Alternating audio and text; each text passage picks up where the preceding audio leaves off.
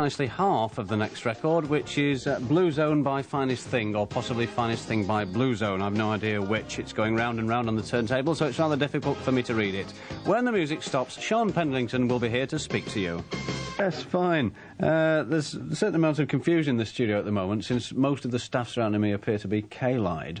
Nonetheless, I trust this won't interfere with the usual smooth running of the programme. That was Mod the Hoople, and all the way from Memphis, bringing us out of the main 11 o'clock news bulletin, and very nice it was too, presented inimitably by Sean Pendleton, the ginger-haired Celt. Welcome back. This is the second hour of the programme. My name's James tonight. Yes, James H. Reeve. This is Piccadilly Radio, and this sort of thing goes on every night, well, four nights a week, Monday to Thursday inclusive, between 10 p.m. and 1 a.m. The reason that tonight's programme isn't flowing with its usual smoothness is the fact that the place is full of people throwing empty beer cans around and coming up to you and saying, have you got any more peanuts and things like that. So bear with me until they've all been shunted off. Things may be a little bit umpty, but don't worry, everything will calm down and we'll be fine until 1 o'clock, I can assure you. We'll be helped along by you on the telephone, I presume.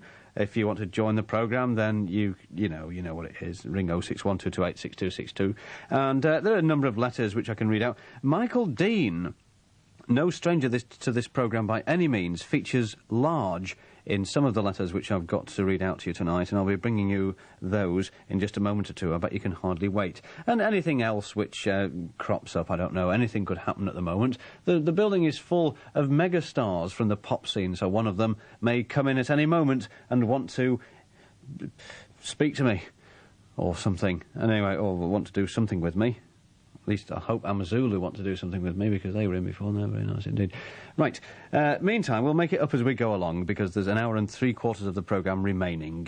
One of the many things that you will find happens between now and 1 o'clock is the phenomena known on commercial radio as a commercial break, and this is one of them. Right. Forget it. Doug Ashton in Wythenshawe. Come on! About the dispute over what's on the pitch. Yes? A statue, which I think is a sunburst, which is worshipped by the old Aztecs in Mexico. No, wait, no, actually, yes, now you're making more sense now than that woman that was on before, because the Aztecs were from Mexico, weren't they? The Incas were from Peru.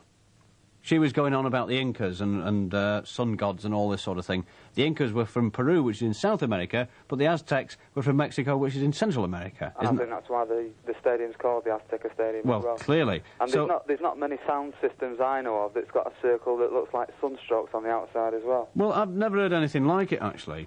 It's clearly something circular with sort of veins fanning out from it, right? Yeah. Now, I can't see why that would be necessary, because as you and I know, Doug, the sound systems tend to have speakers of a circular nature, not with ridiculous things sticking out from them. That's right, unless it is, in fact, a gigantic sunflower, which has been grown in honour of the World Cup to commemorate the fact, then this appears to be the only explanation.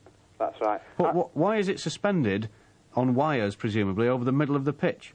I don't think it is on. I don't think it is over the middle of the pitch. I think it's over the main stand. It's like a large concrete pole or something with the sunburst on top. Yeah. And the different sizes, obviously, the sun's shining on it. I mean, early in the evening, or early in the day over there in Mexico, you're talking about 1 o'clock kickoff. Yeah. So the sun's at its highest, so it's not so clever on the pitch. But when the sun starts to set, there's more of a shadow being cast over the pitch with it. Yeah, but when you see it, it's always just to the right of the centre spot, isn't it? Yeah, that's right, yeah. But when you look at the players, they've hardly got any shadow. Oh, never thought that. Their own shadow is almost immediately underneath them, as if the sun is directly overhead. So the thing must be suspended very nearly over the centre spot of the pitch. Correct, yeah, I never thought of that. Well, I'll tell you what we'll do. Look, the next time we're on to Tom Tyrrell, who's in Mexico, boozing it up, on a freebie, then we'll have words with him and ask him if he can make some enquiries, because Tom, I'll tell you what, there's one thing about Tom Tyrrell, and that is that he can tell a good story. Have you noticed that? I have, yeah. Oh, God. You see, it's funny because when I was in Torremolinos, there was this thing overhead which was casting a shadow, and so on and so on and so forth, right? Hey, look, just a minute. Something has just been handed to me which I do not believe. right? Go on. Listen, well, I tell you, it doesn't concern you because you're going off the programme now, but we've got the most ridiculous thing you've ever heard. In Crumpsall is Jimmy White. Yeah. Hello, Jimmy. Hello. Now, stay where you are because, and you won't believe this at all, in Chadderton is Steve Davis. Hello. Hiya. Morning. Jimmy White, you are now talking to Steve Davis. All right, Steve. All right, Chuck, how are you doing? All right? Not so bad. Yeah. I'm in top form. Yeah, still taking drugs.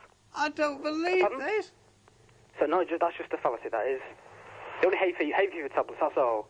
Listen, no, it's Kirk Stevens that does all that. In fact, he was disqualified. Probably Alex Higgins does it as well. Well, so they say. Yeah. Kirk Stevens was disqualified for sticking the cue ball up his nose because he thought they were doing it in pill form. Listen, are these your real names? Yeah. Yeah. Jimmy, I was named after him. My dad named him after him, like. what do you mean? Jimmy White's only been known on the snooker scene for about 2 years. How old are you? Hey? Don't say Hey.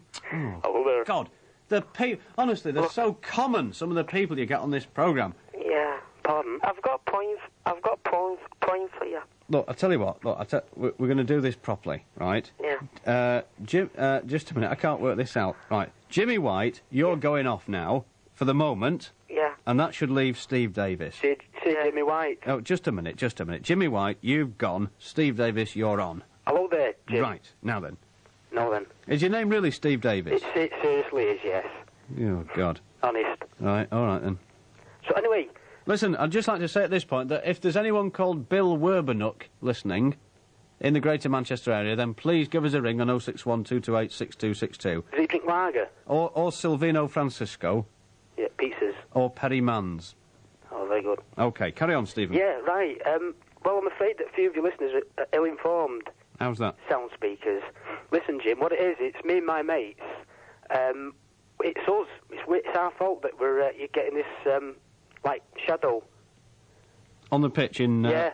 Yeah, What why? it is, we've hired this, Sputnik spaceship from a place in Duckinfield. Oh, yeah. And, Duckingfield Sputnik hire. that's, yeah. Yeah. Oh, you know it, right? Yeah, great. yeah, that's right, yeah. Yeah, and what it is, we sort of hire it and we whiz over there and watch the match because we haven't got a telly. Can't afford a licence for a telly. Ah, right. So all this about speaker and all, they're making it up. It's I'm sorry that we've sort of obviously interfered with your football, but we've anyway, Jim, we can pick you up on Yeah. the Sputnik, so we're not missing the show either. Well, that's very, very heartening. Where are you speaking from at the moment, Steve? Well, I'm at home because there's no football on tonight, really. So we're in Chadderton. So you nip home. Yeah, well, it's only two. It's like putting the cartridge, press a few buttons, Yeah. and we're there. It's absolutely fantastic. It's all this new technology and everything, Right, yeah. But it's, people think I'm having you on, Jim, but No, it's no, true. not at all. No, Yeah, I'm quite and prepared I to haven't touched accept the that. drop all night. No, certainly not. No. But I like the odd tipple of Guinness, but we can't say that. Anyway, carry on. No, not at all. No. Oh, well, thanks, Steve. Anyway, that's great. Thanks for clearing that up, mate. Okay, Yeah, yeah. smashing. So that's put everyone's mind at rest. Good. So that's the answer. The shadow on the pitch during all the football matches in Mexico is, in fact, a Sputnik, which has been hired from Duckinfield's Sputnik hire by Steve Davis, so him and his mate can go over and watch the match. Meanwhile, Jimmy White in Crumpsall, I trust, is still there. Yeah. Yeah? What do you think to that? What? What do you mean, what? What's just happened? What Steve Davis said? It's a load of rubbish. Oh, Right, listen Yeah. to this. OK. On Red Rose, there once worked a Pratt. He was a gingerhead kid, quite fat. Alan Beswick was his name, and trying to be nasty was his game. But he went too far when he tried to slag off Jim Reeve, for old Jim had a few tricks up his sleeve. Oh, he certainly did, yes. And now Beswick has gone like Tim, for Jim has finally beaten him. To those who think Beswick's the best and lie on the floors, I say to them, up yours. That's fantastic. Yeah, just And made it up. Well, yes, clearly. I appreciate the sentiments very much indeed, Jimmy. Yeah, I've got some else to know. What? Right, I know what the shadow is on the Mexican football pitch. Yes, what is it? It's Jimmy Hill's chin. Oh, well, no, clear. No, that would throw Yeah, the entire it- pitch into darkness. That explains why the shadow has grown so much. Oh, because he forgot to take his razor with him. Yeah. Ah, right, I understand. Fabulous, thank you very much. Hang Tim. on. Why don't you take over Timmy Mallett's programme? Then your programme would be 6 hours long. Oh, yeah, yeah, that's just what I want to do, isn't it? He's sitting Yeah, here for and you 6 get hours. paid more. No, I wouldn't. Why? Because you've never worked here, but I can tell you it's true. I bet it's smart, though, What? working there. Is it? Yeah, and Play lost his record again. Oh, I'll see if I can find You it. should get paid for promoting it. Well, I'll have a word with him and see if he'll get me a part in EastEnders, all right? Yeah. Then I won't have to come here in the evening. Get off. Meanwhile, in Bramhall, it's John Mayo. Oh, no. It's Jonathan Mayo from the Niobe Embassy. Oh, God, I thought... Steve Davis was right. I was hoping it... listen. No, you listen! All right, yes, go I on. was hoping it'd be Tony Mayo. No, well, I thought of changing it by deed poll. But, Oh, all right, then. Steve Davis is right. It is a Sputnik, and Yep. incidentally, it was transported there by one of our spaceships. Yeah. Now, you know this moron poll? This what? The moron poll. Oh, yeah. Top 10. Well, Yeah. I gather I've got it to number 7 now. That's your highest so far, yeah. So far, yeah, but I want to get higher, okay? Well, now's your chance. Right. Well, it will be, yeah. You know, like Paddy McGee, that's what I want to talk about. Paddy McGee? Yeah. Who's he? Patrick McGee, the Irishman who was imprisoned. Oh, in I am not a number, I am a free man. Something like that, yeah. Number Yeah, 6. Yeah, anyway. Well, he's the wrong man. He doesn't understand that. No, I does don't, he? sorry. Patrick McGowan, you turkey. Yeah. Yes. Oh, God. Right, well, it's the wrong man anyway. Why? Well, I don't know if you realised, but he's got more than a passing resemblance to a certain Alan, was it Bosworth? On Red Rose, anyway. Bostic. No, it's, Bedpan, that's it. Yeah, right. Yeah. And it's actually Alan Bismarck that is the person they should have got. Mm-hmm. Well, I think the gentleman you're referring to should be locked up. But that's well, yeah, neither here nor there. I think I have to introduce the electric chair just for him. Well, that's very decent of you. Have you got anything else, anything sensible to say at all? Yeah, going on to that miserly conduct thing that you're doing. Yes. I don't know, I haven't heard anybody mentioning Mrs. T herself. Go on. Well, you've been working on something here, haven't you? no, just I'm living here. Oh, God, shut up. Right. You're dreadful. I thought of a joke before, but I can't remember what it was. Anyway, it doesn't matter. No, well, anyway, that's all I've got to say tonight. Yeah, so sure. I'll see you. Okay, then. It's been, I must admit, it's been nice talking to me. Yes, I should imagine it has, yeah. Right, bye. Okay, nanu. Yeah, and all that. Bye-bye now. See ya. Yeah, off you go. Now then, at this point of the programme, for reasons which will become clear in a moment, I'll just read out a letter or two, because for no other reason than the fact that it's 28 minutes past 11. This first letter which springs to hand is from someone called Shelley Louise, from Green Drive, Bolton, in Lancs.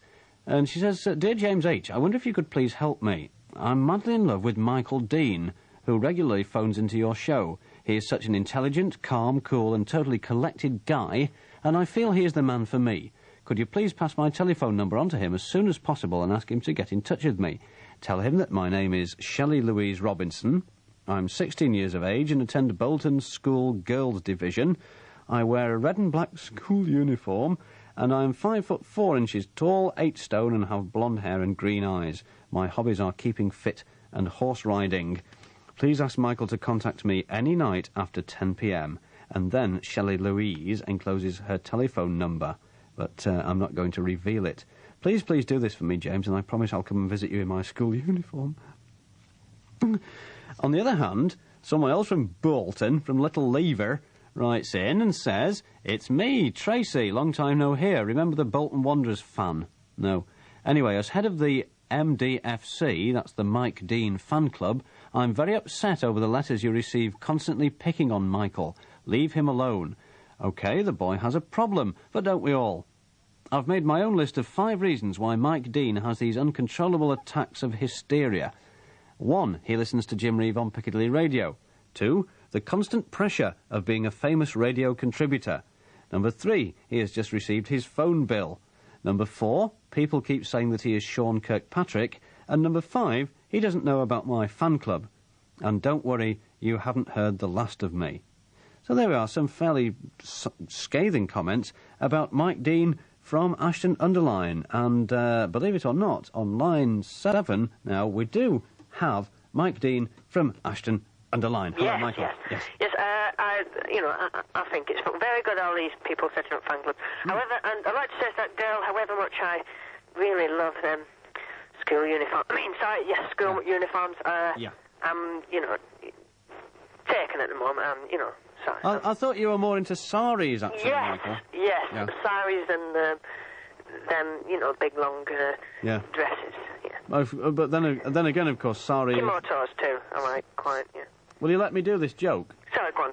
Sari is the hardest word to say. Yeah, right. Yeah. Okay. I'll probably laugh later on. Yeah. Right, okay. Yes, I want to get on to some business anyway. I don't want to talk about these people phoning in and writing in. I want to talk about... You shouldn't have cut me off the other day. You know I get excited now and again. Just now and again. I get excited, don't I? Oh, yeah, I believe so. Yeah, just now and again. Well, you shouldn't have cut me off because, I mean, it might be even be dangerous. I mean, I went down to... What, like waking someone up when they're sleepwalking? Well, yeah. Yeah. Anyway, listen to this. I've heard about this moron chant and this Andrew Young. Is he called Andrew Young? He is indeed, yeah. Yes, well, if he wants, he's challenged me. If he wants to speak to me, he can phone Piccadilly Monday to Wednesday. We'll talk about anything if he wants to, right? Sorry. Right? No, okay. I don't call it a discussion. I don't discuss things with people like of his sort. We'll call it a clash, shall we? Yeah, it's all right. Yeah. Right. So, yeah, yes. Right, so if he's listening, he can phone in on any of them times, right? Yes, and okay, sorry, I was just moistening my lips then. Yeah, and that letter that you got from claiming to be somebody who's my psychiatrist.